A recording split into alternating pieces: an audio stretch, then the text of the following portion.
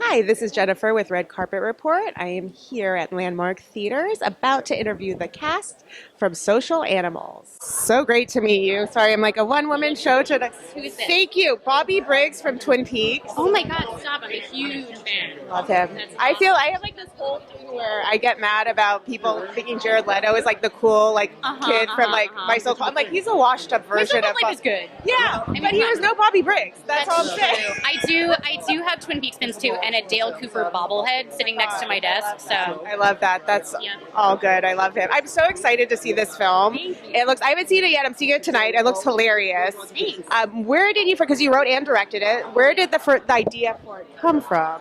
honestly, I started the movie 7 years ago. My first draft was when I was still in my 20s. I was living in this terrible apartment in New York with a shower in the kitchen.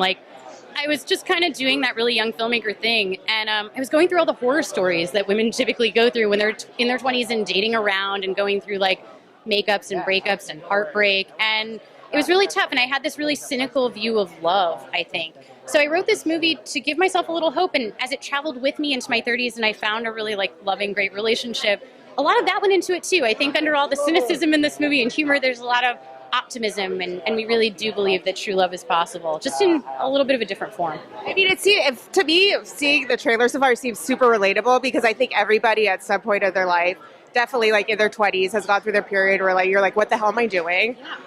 What the hell is this? All the time. Who knows? No one ever knows what they're doing. Exactly. But they seem like Paul and Noelle's character seems so relatable to me. I'm very excited to see it. Awesome. How was working with Josh and Noelle? Oh my God. I was a big fan of Josh Radnor's work as a director. So I knew him less for his show and more for Happy Thank You More Please and Liberal Arts, and also this great movie he did called Afternoon Delight. And his performance was incredible. It's a Jill Soloway movie. It's really good. But yeah, I was so excited to work with him, and he was never a backseat driver. He was just always reminding me to kind of take a moment and be grateful. In between takes, he would just say, Theresa, you're making your first movie. And it would just stop me for a second, and I'd be like, oh my God, I'm here. This is awesome. And Noelle was incredible. She's a genius. I've been in love with her work for a long time. So to work with her was really amazing, and she's just a director's dream for sure. It's kind of interesting because you worked with both actors have directed themselves. So it's kind of you kind of have that, I don't know. They kind of know what it's like, I think, to be on both sides. They have an awareness of sort of how many takes they need, or if it felt right, or if they feel like it will cut. And that's a really cool asset to have. And I just learned so much working with them, for sure. I always love to ask anytime I talk to a woman filmmaker, being a writer myself, what is your advice? Because things definitely are changing. Things are slowly becoming more inclusive.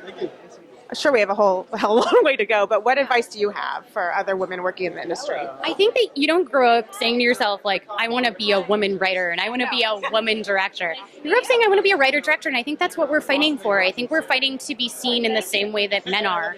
So, my greatest hope is that the landscape will change, and I think it's really starting to. There are these big movies like Girls Trip. There are these big movies like Book Club that are doing so well at the box office. So as audiences demand it, I think that there's going to be a lot more need for women filmmakers and female-driven stories. So the landscape is changing, and it's getting there, and there's a great community of women in this business that are really supporting each other, and we're growing and expanding, and we're not going away, and we're going to get our stories told in finance. So I was excited looking at this story because there's so many various female roles, which is also a thing. Finally, finally, more of a female's perspective and more roles for different ages, different types of women, which hasn't always been the case. So thank you for creating that. for sure, that's kind of my mission of my entire career. So I'll keep going.